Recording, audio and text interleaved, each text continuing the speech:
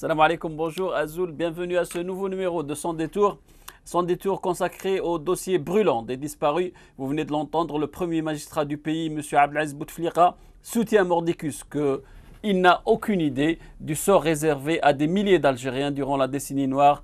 Tous ces jeunes Algériens disparus dans les années 90, beaucoup de familles se sont mobilisées, beaucoup d'associations se sont créées pour dénoncer ce fait douloureux de l'histoire algérienne.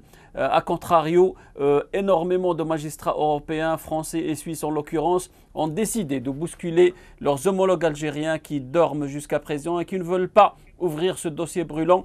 Pour parler des disparus algériens, j'ai l'honneur d'avoir à mes côtés depuis Paris Dr Moussa Bourfis, président de l'association Mesh'al. Monsieur Bourfis, bienvenue parmi nous dans ce nouveau numéro de Sans détour. Salam alaikum, bonjour à vous tous. Wa alaikum salam, monsieur Bourfis, vous êtes très connu dans le milieu des droits de l'homme. Vous militez depuis belle lurette pour lever le voile sur cette amère réalité. Votre père et votre frère ont été kidnappés la nuit par des hommes cagoulés, apparemment des hommes des forces de l'ordre. Quel est votre travail? Pourquoi vous n'avez eu de cesse de dénoncer ce fait? Pourquoi les autorités algériennes, d'après vous, ne veulent pas ouvrir ce dossier brûlant, surtout lorsqu'il s'agit de réconciliation nationale? Écoutez, tout d'abord, je voudrais vous remercier d'avoir porté une importance à la question des disparitions forcées qui n'a pas été résolue jusqu'à présent en Algérie.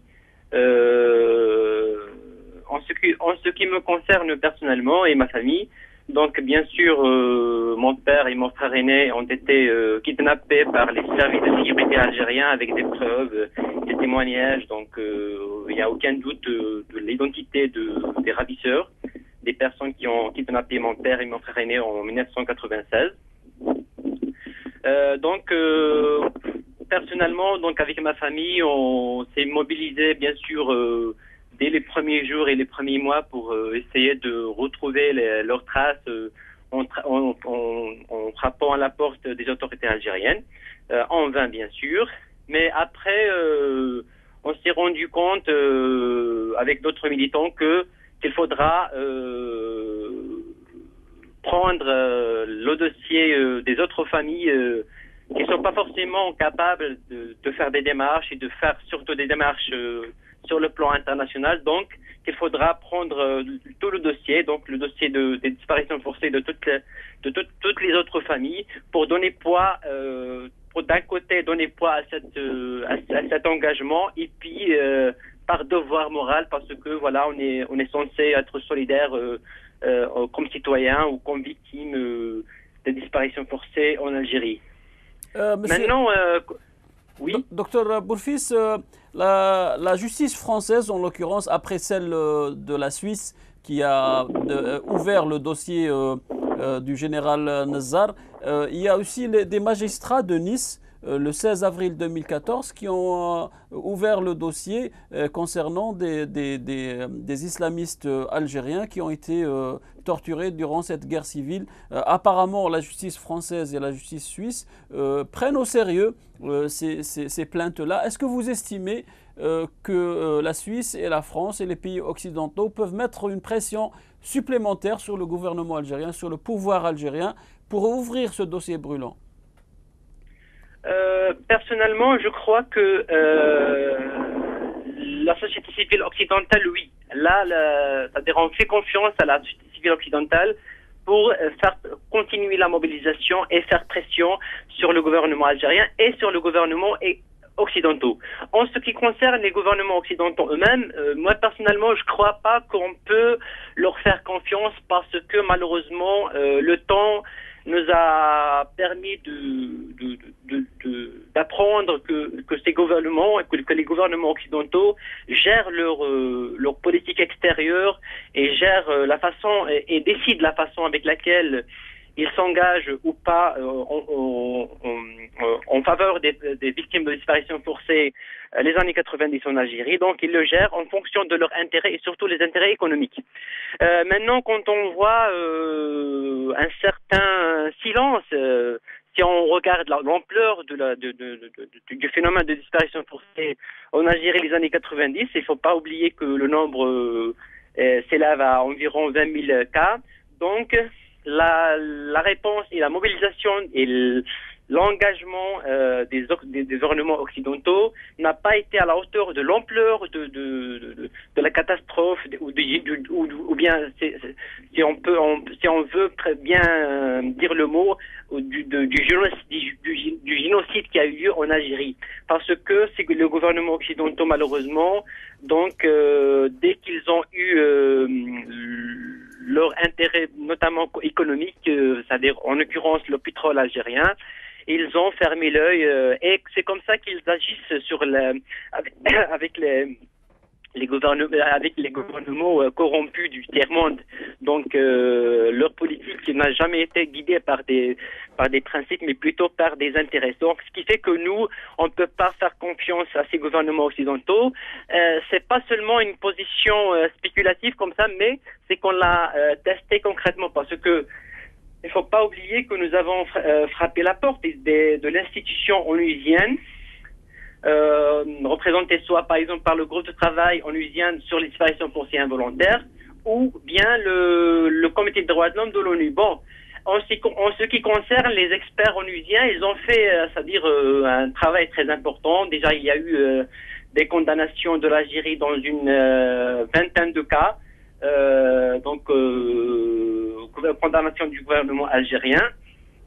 Mais donc en ce qui concerne l'institution onusienne en tant que telle, normalement l'ampleur du phénomène algérien, l'ampleur de par le nombre, doit faire mobiliser le Haut Commissariat des droits de l'homme pour transférer le dossier algérien devant le Conseil de sécurité lui-même, qui devrait le transférer devant la Cour pénale internationale pour crimes contre l'humanité, parce qu'il s'agit bien de crimes contre l'humanité et on visait une grande partie du peuple algérien. Mais malheureusement, en absence d'une volonté politique chez les grandes puissances internationales qui détiennent, bien sûr, qui ont la même mise sur l'institution onusienne, on n'a pas pu voir la cause prendre cette ampleur. Docteur Bourfil, si j'ai bien compris vos propos, il n'y a pas eu d'avancée significative dans ce dossier. Concrètement, même auprès des Nations Unies, j'ai devant les yeux le pacte international relatif aux droits civils et politiques. Vous venez de le dire, l'Algérie a été condamnée dans une vingtaine de cas de torture et de disparition forcée. Est-ce que vous estimez que la diplomatie algérienne est assez active à l'étranger pour influencer les décisions onusiennes et les décisions des différentes organisations internationales quant au cas de disparition forcée en Algérie? À l'échelle des experts onusiens, je ne crois pas, parce que la condamnation de l'Algérie, elle se fait sur une base purement juridique, en étudiant et en examinant des requêtes qui lui ont été soumises par les familles des victimes ou leurs associations représentatives. Parce que sur une base juridiquement parlant, il n'est pas possible pour le gouvernement algérien c'est-à-dire de répondre ou de prouver son innocence. Bien au contraire, le gouvernement algérien, à chaque fois que les experts lui envoient des demandes de réponse avant de procéder à l'examen de la requête des familles concernées, il procède à répondre par des réponses typiques du copier-coller, sans entrer dans les détails à chaque fois. Donc, juridiquement parlant, le gouvernement algérien ne peut pas se dégager de sa responsabilité. Maintenant, si on parle au niveau onusien, peut-être au niveau politique, au niveau des institutions onusiennes, où la décision est plus ou moins politique, peut-être là, le gouvernement algérien peut comploter avec certains gouvernements occidentaux pour faire, en essayant de faire le chantage, si on peut le dire, que ces gouvernements occidentaux, donc par leurs représentants onusiens, donc bloquent un peu la procédure donc de condamnation de l'Algérie. Mais ce qui est certain, c'est que, c'est-à-dire la condamnation de l'Algérie qui a eu déjà lieu dans environ une vingtaine de cas, cette condamnation, normalement l'Algérie a un devoir de déclencher des enquêtes, qu'on appelle des procédures judiciaires pour rechercher le sort des personnes disparues et écouter toutes les parties concernées et donc réhabiliter, c'est-à-dire une vraie réhabilitation des familles de la famille de la victime. Moi j'ai une question, docteur Bourfis. Est-ce que dans vos recherches, dans vos études sur ce dossier-là, il y a un cas où le disparu n'est pas un islamiste ou n'est pas un sympathisant du FIS? Est-ce qu'il y a des disparus qui font partie de l'armée, par exemple? Est-ce qu'il y a des disparus qui font partie des rouages de l'appareil de l'État? Est-ce qu'il y a des disparus au sein de l'armée qui ont été kidnappés par d'autres groupes armés?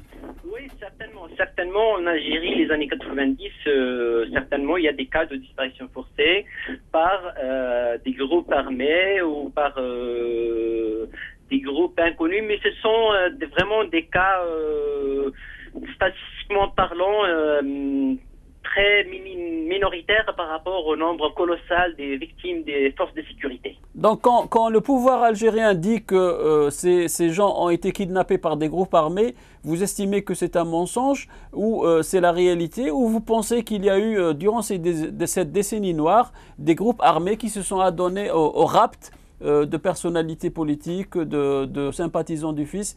Est-ce que vous estimez que le dossier est vraiment vague et très difficile à déchiffrer, à décrypter, que même le gouvernement algérien, s'il le voulait, ça serait très difficile de le résoudre et même de l'ouvrir carrément?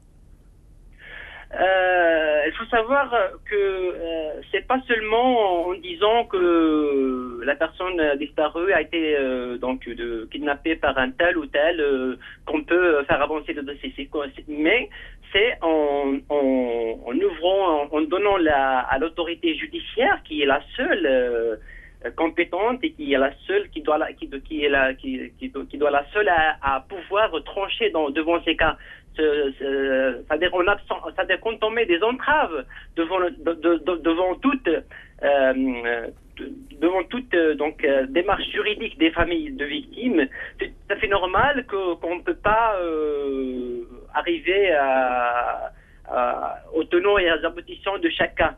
Mais en plus, il faut savoir aussi qu'en plus, le gouvernement algérien, c'est-à-dire il ne répond pas par des noms et par des détails. Il donne même par exemple la commission d'Oxenteni, quand elle a achevé son travail entre 2003 et 2005, elle a achevé son travail par un rapport, et à l'exception de ce qui est connu sur le plan international, ce rapport n'a jamais été rendu public, et seulement ce qui a été rendu public, c'est que seulement il y a eu reconnaissance de 6140 cas disparus forcés par les services de sécurité algériens, mais on n'a pas donné de nom, et on n'a pas donné de nom, bien sûr, pour laisser chaque famille vérifier si son nom figure sur cette liste, pour pouvoir déjà savoir statistiquement est-ce qu'on a recensé tous les cas, et après laisser donner à chaque famille donc la possibilité de donner les preuves, et ceci ne serait pas possible en absence d'une commission mandatée d'enquêter et d'utiliser et d'explorer toutes les preuves possibles, y compris les archives, ou d'écouter des responsables militaires, par exemple. Parce que la commission d'Oxenteni, ce n'est pas une commission qui a été mandatée de faire des investigations, mais plutôt une commission qui a été chargée seulement de faire un travail purement de recensement. Et même le recensement, il a été fait de sorte à vouloir minimiser le nombre réel des personnes victimes de disparition forcée par les services de sécurité du régime algérien. Monsieur Oxenteni a avancé le chiffre de 7000, vous parlez d'une vingtaine de milliers de personnes disparues, même 7000 c'est énorme dans un pays comme l'Algérie. Maintenant, presque 20 ans après ces faits, docteur Bourfis, n'estimez-vous pas que le temps joue en faveur de ce pouvoir-là? Est-ce que vous estimez que maintenant les traces ou les preuves de tout ce qui s'est passé durant cette décennie noire sont très minimes, même s'il y a l'avancée technologique, l'utilisation de l'ADN, etc. Est-ce que, parce que la chaîne El Mararibia suit ce dossier de près depuis presque 3 ans, est-ce que votre sentiment aujourd'hui, docteur Bourfis, n'estimez-vous pas que la majorité de ces gens-là ont été assassinés, des assassinats extrajudiciaires, comme vous l'avez déclaré à notre chaîne à plusieurs reprises? N'estimez-vous pas que ces familles-là doivent maintenant faire le deuil de tout ce qui s'est passé et ouvrir une nouvelle page, comme le présente M. Santini, et dit que maintenant, il faut faire table rase de tout cela et tout ce qui s'est passé, c'est de l'histoire? Tout d'abord, juridiquement parlant, il ne faut pas oublier que ces disparitions forcées étaient opérées de façon systématique avec des ordres au plus haut niveau et seulement basées sur l'opinion, la majorité de ces disparitions forcées. Les victimes ont été ciblées de par leur opinion politique, ce qu'on appelle, ce qui fait de ces crimes comme ce qui nous permettrait de les classer en politicide ou génocide. Et les crimes de génocide, ce sont des crimes contre l'humanité et juridiquement parlant, ils sont qualifiés de crimes imprescriptibles, c'est-à-dire ce sont des crimes qui ne s'effacent pas par l'écoulement de temps. Donc ça, d'un côté, juridiquement parlant. Maintenant, en ce qui concerne la question du deuil, la question des preuves, etc., je crois que les familles de victimes, elles ont fait leur devoir en ce qui concerne de frapper la porte déjà au niveau national de la justice algérienne. Et elles ont épuisé toutes les voies de recours possibles. Donc, au niveau national, avant... Allô ? Oui, je vous écoute, M. Bourfis. Allô? On vous écoute, M. Bourfis. Vous pouvez continuer. Allô? On est à l'écoute, M. Bourfis. Allô? Oui, continuez, s'il vous plaît, M. Bourfis, on est là. Est-ce que vous nous entendez? Allô?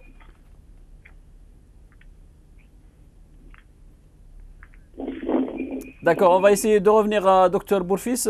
On va essayer de prendre un autre intervenant. Il s'agit de M.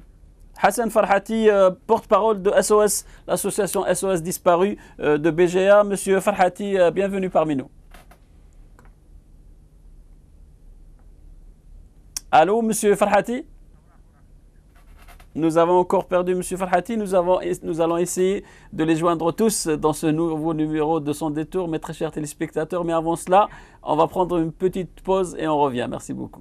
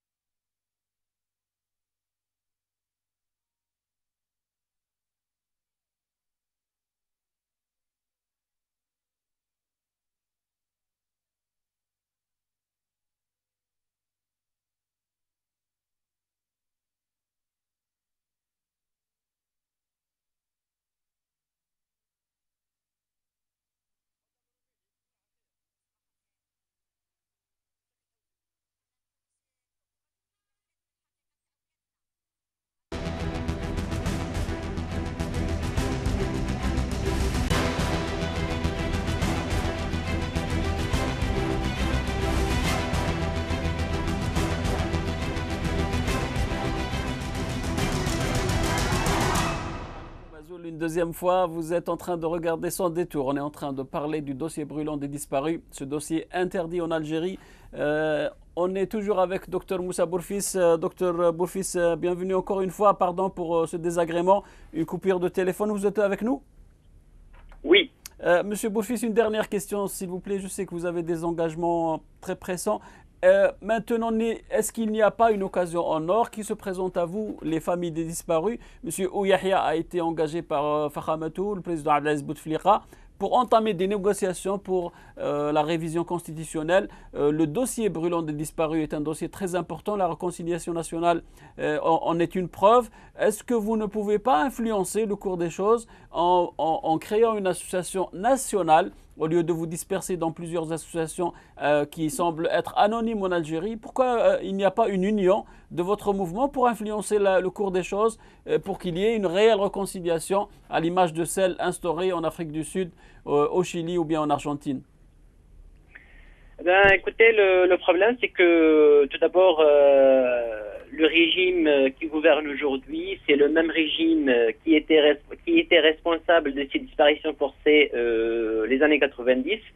Bien, malgré si on essaie de mettre en avant une vitrine qui essaie de donner l'impression que le régime a changé, donc le même régime est en place, donc on ne peut pas attendre du bourreau d'hier de devenir donc l'homme de paix d'aujourd'hui. D'un côté, ceci d'un côté. D'un autre côté, en ce qui concerne le mouvement des familles de disparus, il faut savoir que si les familles de disparus se sont organisées en plusieurs associations, c'est par des considérations pratiques. Je désigne notamment pour faciliter le travail de proximité, afin que chaque association puisse faire son travail de proximité et sans laisser avoir les infiltrations du régime algérien. Ceci d'un côté. Et d'un autre côté, l'absence de moyens ne permet pas, c'est-à-dire de constituer donc une association vraiment nationale c'est-à-dire comme ça a été le cas ailleurs dans le monde. Donc, en ce qui concerne une vraie réconciliation, je crois, c'est-à-dire l'obstacle, c'est qu'il n'y a pas eu de changement de régime en Algérie, comme ça a été le cas en Afrique du Sud ou dans certains pays d'Amérique latine, pour pouvoir déclencher un tel processus. Parce que, voilà, en présence du régime actuel, on ne peut pas espérer rien du tout des criminels de guerre qui sont en place, qui gouvernent jusqu'au jour d'aujourd'hui en Algérie. Donc, il ne faut pas espérer de ces criminels de guerre qu'ils soient prédisposés à se soumettre à une justice indépendante, parce qu'ils ont tous leurs mains tachées de sang. Docteur Moussa Bourfis, merci beaucoup. Vous êtes président de l'association Mesh'al. Vous étiez avec nous depuis Paris. Merci beaucoup pour votre intervention et vos éclaircissements. Il y a M. Hassan Farhati, porte-parole de SOS Disparus de BGA, qui s'est joint à nous. Ahlan bik, M. Farhati. Ahlan bikoum, salam alaikum. Wa alaikum salam wa rahmatullah. Merci de nous avoir. J'ai un mot d'éclaircissement. C'est moi, j'ai Hassan Farhati, je suis d'Alger, donc je ne suis pas de BGA. Ah, vous êtes d'Alger, d'accord. D'accord, donc je suis le porte-parole de SOS Disparus. Monsieur Farhati, est-ce que vous pensez que la continuité avec la réélection de M. Abdelaziz Bouteflika pour un 4e mandat, vous allez vous retrouver en face des mêmes problèmes parce qu'il n'y a pas une réelle volonté politique pour changer les choses et pour régler définitivement le dossier des disparus en Algérie? Ah, ça c'est sûr, parce que le régime actuel, c'est le même régime qu'il était avant. Donc la réélection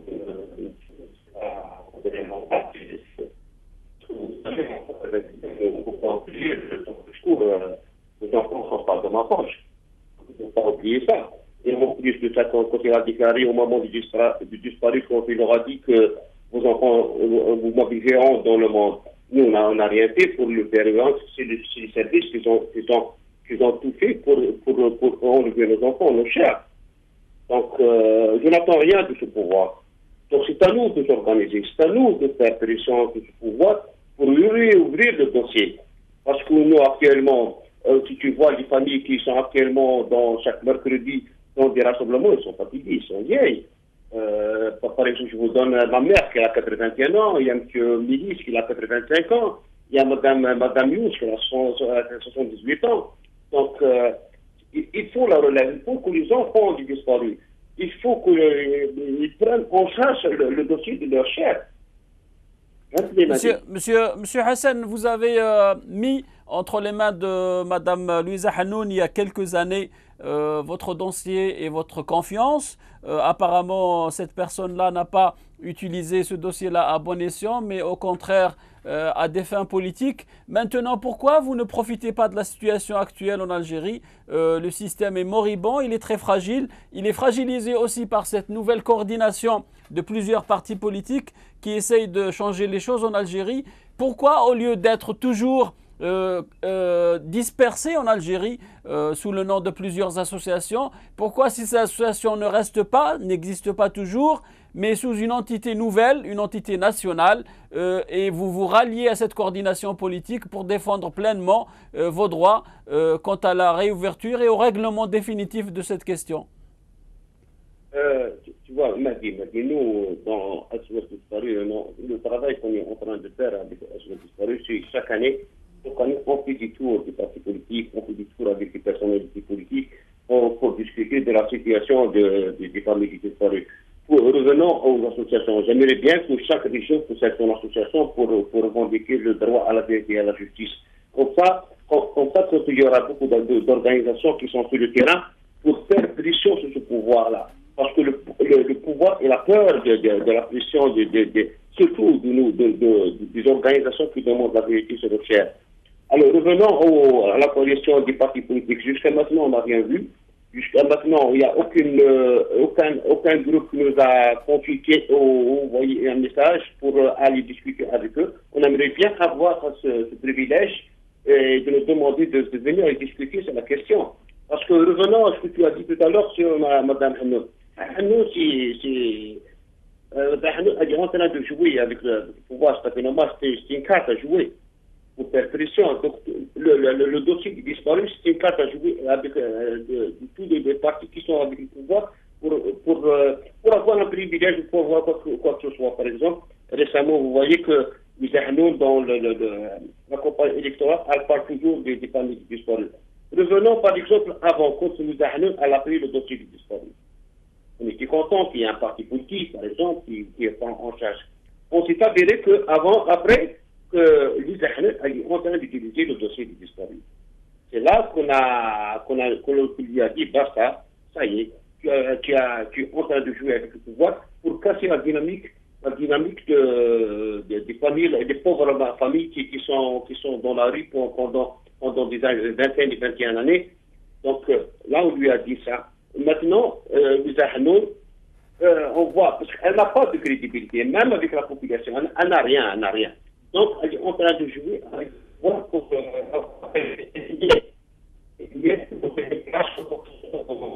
le gouvernement algérien.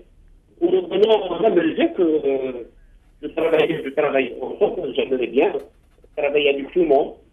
Moi, personnellement, je n'ai aucun problème avec aucune organisation.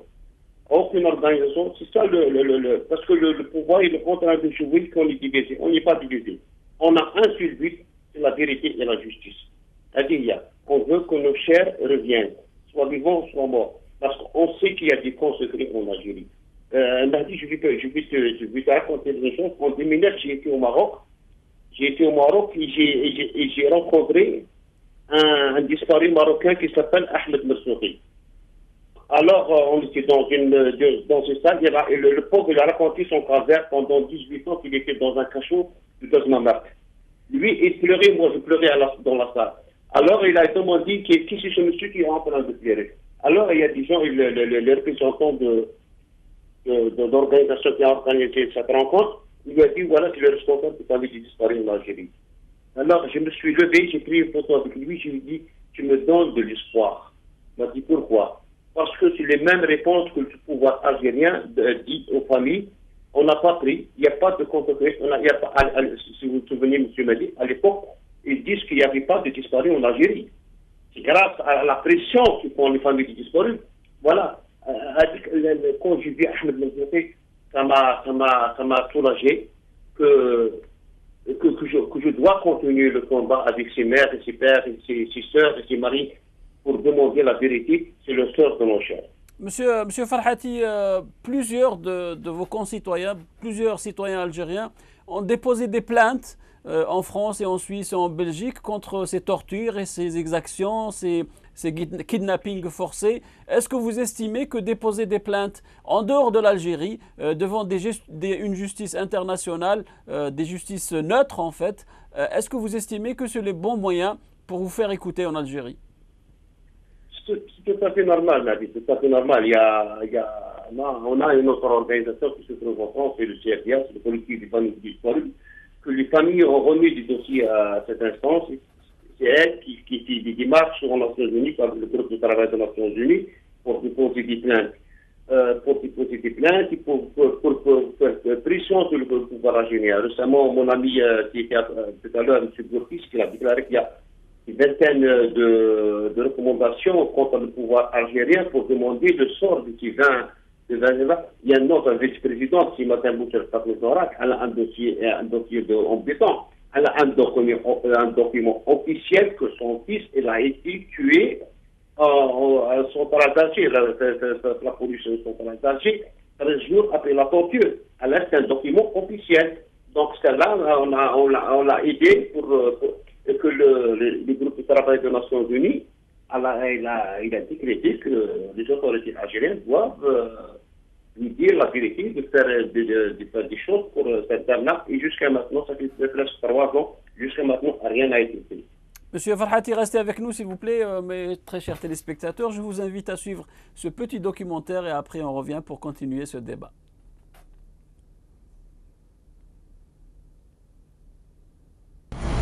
مدام رميلي صباح الخير. صباح الخير. انت كتحوسي؟ انا نحوس الحكومه تولي لنا ولادنا الحقيقه تاع ولادنا.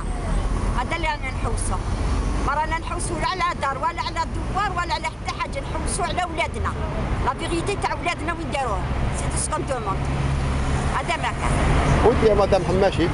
انا مدام حماشي نهضر، انا اليوم نهضر الحقيقه تاع الصح، كل يوم نهضروا يعني. شوف حنايا داروا لنا هادو تاع التعويض، احنا ما قبلناهمش تعويض تاع ولادنا، ما على بالناش ماتوا ولا حنا. يقولوا لنا ماتوا ولادكم كيما حنا كيما الناس. يوري القبر، يقولوا لنا يورونا القبر، يورونا ولادنا ماتوا ولا حيين. حنا هذا اللي نحوسوا هذه الحقيقه. ماشي نروح انا نستني على وليدي، ما على بالي مات، ما على بالي دفنتو، ما على بالي وراه، نروح نستني عليه بالمخفيه ونزيد شهاده الزور على داري، ماشي محروقه في الدنيا ونزيد في الاخره. انا هذا الشيء ما نقبلهاش. هذه هي مدام رميلي. نحب الحقيقه تاع وليدي، داوه من الدار، دافدوه بين ولادو، شملاف داوه بين ولادو، خلى ولادو تشيشه، ماذا بيا باش ولادو يعرفوا باباهم حي ولا ميت. رفدوه من الدار في 97 كما قال تاع زمان. وصلنا الحقيقه، رفدوه بالكواطوم، رفدوه يعطيني الحقيقه تاع وليدي. بالشهود الشهود ماشي داري داوهم بلا الكوا.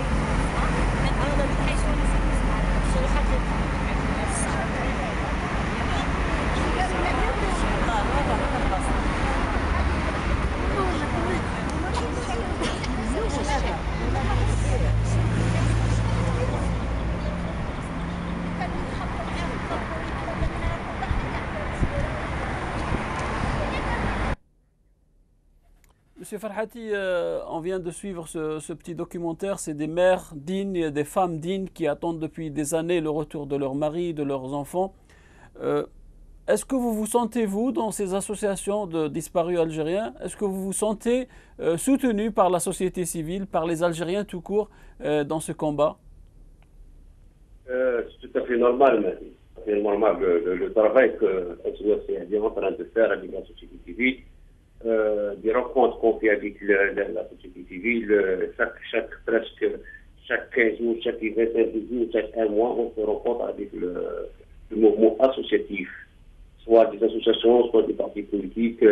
Il y a beaucoup d'Algériens qui nous soutiennent. Maintenant, c'est plus comme avant. Maintenant, quand on fait des rassemblements chaque mercredi, les gens n'ont pas peur maintenant. Les gens qui viennent devant les mamans, ils klaxonnent, ils vous disent qu'il faut tenir, il ne faut pas lâcher. Parce qu'ils savent que ces mamans-là ne sont pas en train de mentir à la population algérienne. Ils sont pas là pour demander de l'argent. Parce qu'avant de pouvoir dire que voilà, les familles-là, ils sont là pour demander plus d'argent plus d'argent. Maintenant, ils savent que 20 ans, on est là et on demande. Revenons à ce vidéo, c'est moi qui l'a fait, donc je suis content que ma vidéo va aller dans l'histoire de l'Algérie. Voilà, quand je regarde ces vidéos, je pleure maintenant. Monsieur Farhati, je pense que vous avez des centaines, si ce n'est des milliers de familles dans vos dossiers, de familles disparues, rien que dans votre association. Il y a l'association Mesh'al, il y a les autres associations. Pourquoi il y a seulement 30 dossiers qui ont été acceptés par l'ONU et seulement 30 condamnations de l'ONU à l'autorité algérienne? Pourquoi toutes ces familles-là ne déposent pas plainte à l'institution onicienne et devant la justice internationale? Tu sais, il y a récemment qu'on a créé un réseau d'avocats. Donc, c'est le réseau d'avocats qu'on a créé avec notre ami et frère Maître Sidom. Donc, c'est à eux on a décidé de lui donner des dossiers pour voir ce qu'il doit faire, soit ici en Algérie, soit à l'étranger. On attend pour leur réponse, qu'est-ce qu'on doit faire ensemble. C'est ça le travail qu'on est en train de faire, Mahdi. Et j'ai à côté de moi, si tu veux, que je te donne les chiffres, parce que M. Bortis, il a parlé de 1946 de la pandémie. On va remercier parce que c'est ça, cette semaine, ça fait le 12 mai passé. On était dans le Forum Liberté, où M. Assil, il dit qu'il est là pour suivre le dossier des disparus. Il a déclaré qu'il y a 7144. Il était là pour insulter même les associations de familles des disparus. Heureusement qu'on était là, même lui, il ne savait pas qu'on était là. On l'a contrarié, parce que lui dit pourquoi les familles disparues travaillent avec les ONG internationales. Nous, on est fiers de Monsieur Farhati, je vous ai mal entendu, vous parlez de Monsieur Rsantini? Monsieur Azzi, Maître Azzi, Maître Azzi, c'est le nouveau. Dans le forum. Oui, non, il n'est pas nouveau, parce que je ne sais pas de sort celui-là. Donc, de sort celui-là, il parle de la réconciliation nationale, il parle des victimes, il a déclaré qu'il y a 7144 familles de disparus. Il n'y a que 25 familles qui sont contre les indemnisations. C'est très grave. Il y a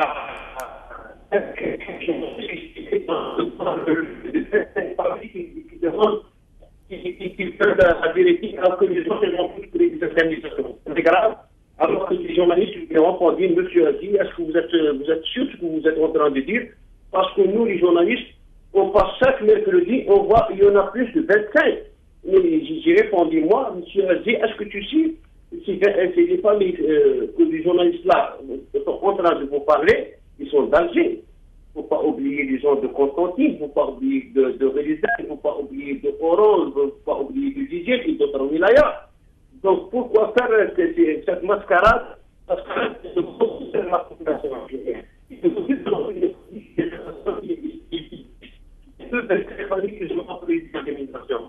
Alors, même si c'est 5 là-dessus, même si c'est 25, on a le droit à la vérité, on a le droit à savoir où ils sont nos enfants. Et en plus de ça, on a un rapport que j'ai lu de Maître Rsantini, le rapport de 2007. Le rapport de 2007, il déclare que la commission de Rsantini a reçu 14 455 familles de disparus. Alors, vous voyez le chiffre, comment il est énorme. Ce rapport, c'est un registre qu'on a pu avoir parce que tous les rapports sont ficelés. L'opinion publique n'a pas le droit de savoir. Nous, on a récupéré ce rapport où il déclare qu'il y a 14 455 familles qui ont reçu 14 400. Donc, c'est énorme. C'est énorme, ma vie. SOS disparu, chez nous, on ne peut pas parler de plus de. On a 8000 familles, 8000 dossiers chez nous du SOS disparu, ma vie.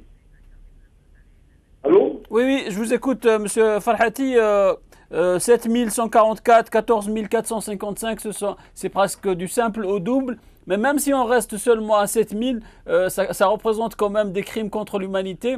Tuer 7000 personnes ou les kidnapper dans des situations inhumaines, parce que nous avons ici un témoignage qui a été présenté devant l'ONU le 22 septembre 1994. Au cours de la nuit, des policiers en uniforme appartenant à la 5e brigade mobile, police judiciaire, relevant du commissariat de la cité de Montagne de Bourouba, ont enfoncé la porte d'entrée du domicile de l'auteur. Lorsque son mari Abdelkrim Azizi leur a demandé leur identité et ce qu'ils voulaient, ils l'ont insulté et bousculé. Ils lui ont ensuite bandé les yeux et l'ont emmené dans la salle de bain, alors que l'auteur et ses 3 filles étaient isolés dans le salon. Un fils de l'auteur, Abdeslam Azizi, alors âgé de 18 ans, a été emmené hors de l'appartement familial par les policiers et n'a plus été revu depuis. Un policier a ensuite emmené l'aîné, puis la plus jeune des sœurs, dans une autre pièce et leur a posé des questions sur leur famille et sur les activités de leur père, tout en leur assénant des gifles et des coups de pied. Elles ont ensuite été emmenées dans la salle de bain où leur père était torturé par la technique du chiffon. Les policiers tentaient également d'arracher sa barbe à Abdelkrim Azizi après y avoir versé de la colle forte. Ce sont des conditions inhumaines. S'il n'y avait qu'une seule situation de ce genre de rapt, ça serait vraiment condamnable devant la plus grande institution juridique au monde. Donc qu'il y ait 7 000 ou 14 000 ou 20 000, il y a eu des exactions et des crimes contre l'humanité en Algérie. Donc, de grâce, Monsieur Farhati, n'estimez-vous pas qu'il est grand temps maintenant d'utiliser cette carte comme une carte politique et surtout de faire pression sur ces accords-là qui sont en train d'être tissés au niveau politique en Algérie? Pourquoi votre mouvement reste-t-il si fragile 20 ans après? Non, c'est pas si fragile parce que vous savez, il y a jusqu'à maintenant, on ne peut pas SOS Disparu ou Michel ou la coordination doit saisir cette opportunité actuellement parce qu'actuellement le pouvoir est en train de même, je vais vous dire une chose. Récemment, on a reçu une journaliste d'une chaîne qui met avec 12 enfants. Donc elle a cru pourquoi cette journaliste elle est venue me dire un mois Hassan que peut-être quand je viendrai filmer avec vos enfants. Il y a quelque chose qui se prépare, m'a dit. Donc, pour revenir à ta question, on aimerait bien que moi actuellement, j'ai posé la plainte. Je sais que je suis harcelé quotidiennement, m'a dit. J'ai été interdit de sortir de l'Algérie, j'ai été menacé, et chaque fois que je sors à l'aéroport, ils me disent que tu as un problème avec l'État, tu ne dois pas sortir. J'ai posé plainte ici en Algérie contre le service de sécurité. Ça fait presque une année. Et maintenant, j'ai un document officiel et la DGFN m'a convoqué, m'a donné un document pour voir, ça y est. Mais on veut savoir ce qui se passe, on veut que le dossier bouge. Même ici en Algérie, on aimerait que le dossier bouge. On demande à toutes les instances, soit des défenseurs des droits de l'homme, de bouger avec nous. On ne peut pas travailler seul, même. Personne ne peut travailler seul. Si on n'est pas solidaire, on ne peut rien faire. Très bien, monsieur. Très bien. Sur ces bonnes paroles, monsieur Hassan Farhati, porte-parole de SOS Disparu, je vous remercie vivement. J'espère qu'on aura l'occasion de parler de ce dossier dans d'autres circonstances. Merci beaucoup. Il y a monsieur Badreddine Garfa, un cadre du FIS, qui était emprisonné dans le sud algérien, qui est avec nous et qui, j'aimerais bien qu'il nous donne sa version des faits. Monsieur Badreddine, salam alaikum wa rahmatullah.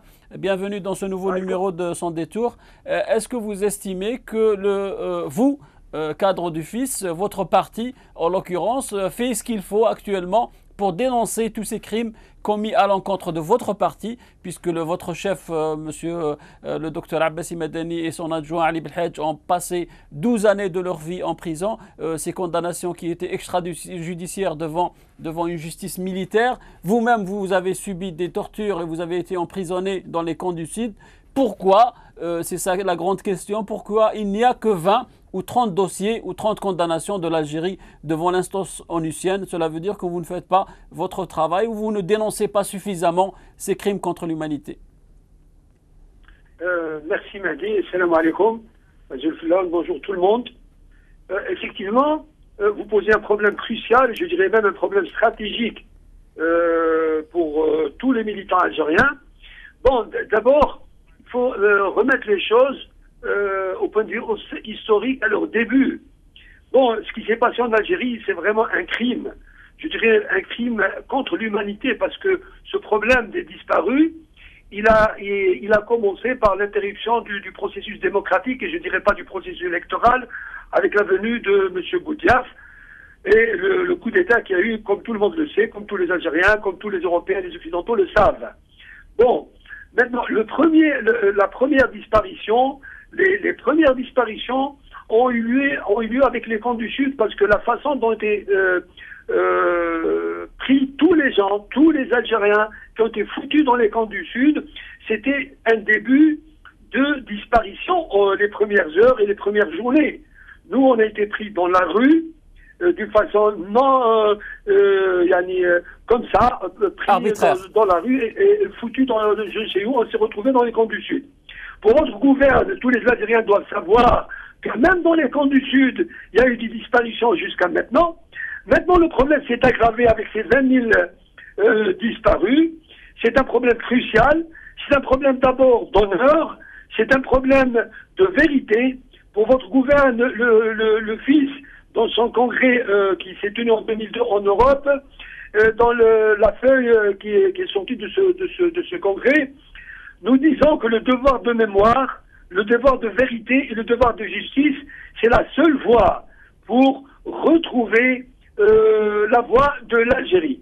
Maintenant, les Algériens, ils ont été terrorisés, ils ont été emprisonnés, ils ont vu de toutes les couleurs de la part de ce régime dictatorial.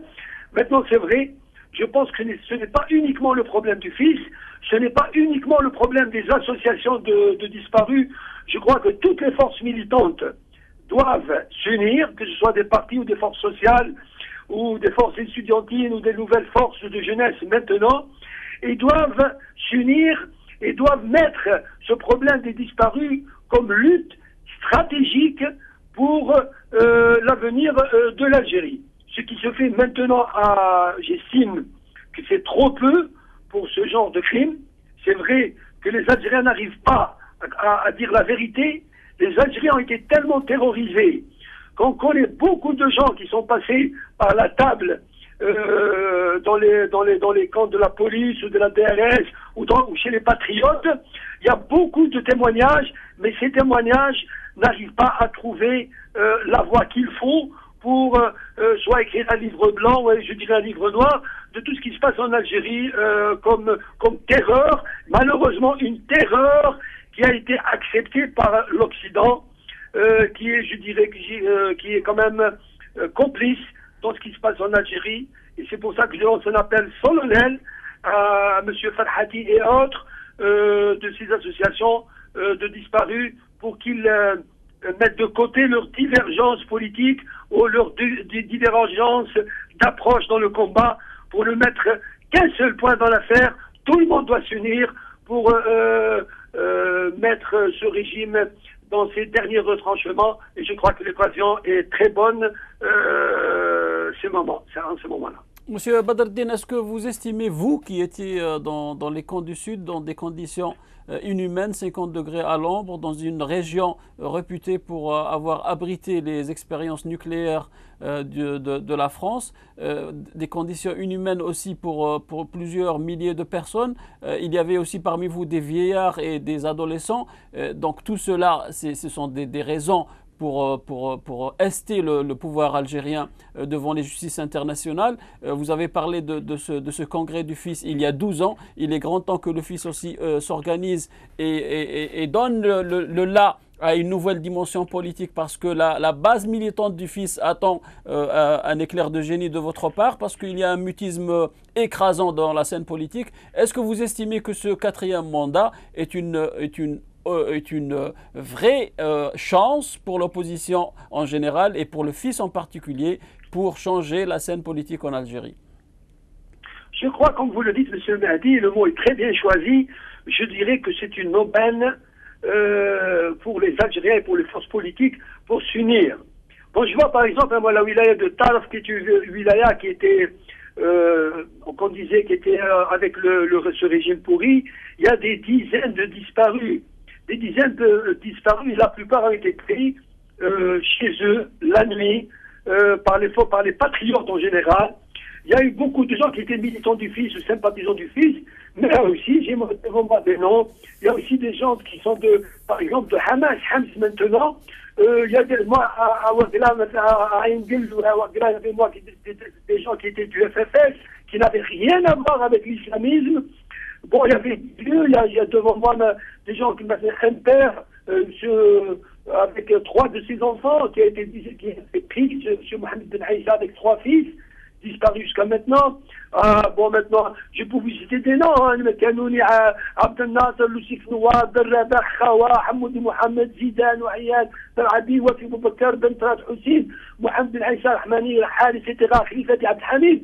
Ce Khilifati Abdelhamid, par exemple, qui était un docteur en chimie, qui a étudié en Grande-Bretagne, qui travaille à Esmidal, il a fait les camps du Sud, et puis il a été aussi pris de chez lui et disparu jusqu'à maintenant. Il y a des gens, maintenant j'ai un nom devant moi, M.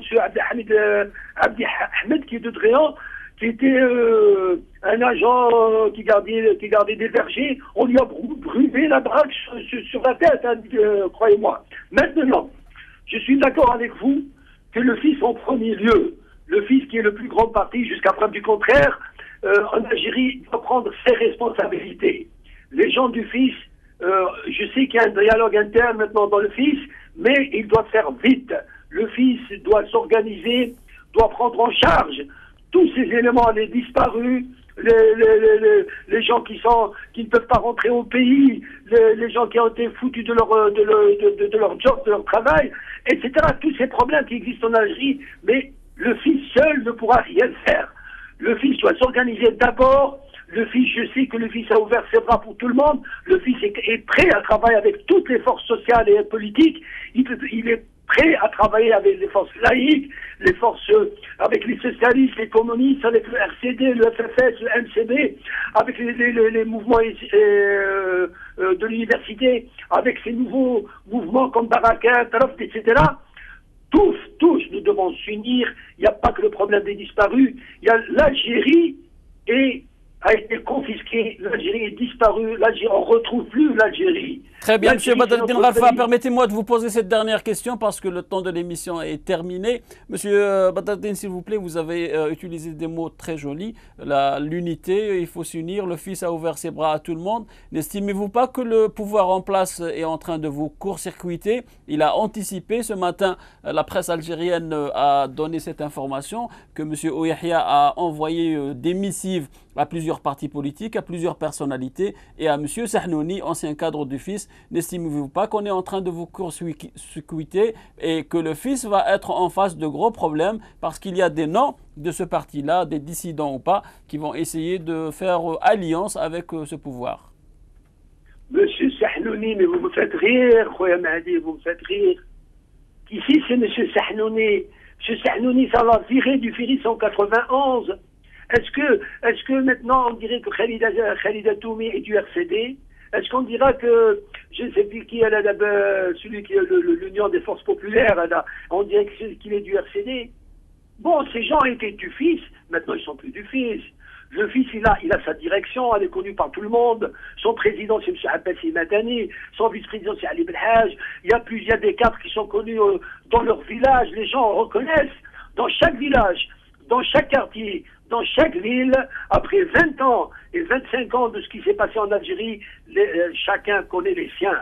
Ce peuple connaît les siens. Les gens du FIS reconnaissent les gens qui ont milité, qui sont restés sur leurs principes, qui travaillent encore. Maintenant, c'est vrai, ce pouvoir assassin, ce pouvoir pourri, ce pouvoir qui a ruiné l'Algérie, ce pouvoir qui a ruiné le rêve algérien, ce pouvoir-là, il travaille de la même manière, bête. Il essaie de faire de faux dialogues, de fausses propositions, de fausses constitutions, de fausses solutions, comme la fausse réconciliation. Tout ça, c'est faux. Il ne mènera à rien du tout. Le problème est dans le camp de l'opposition.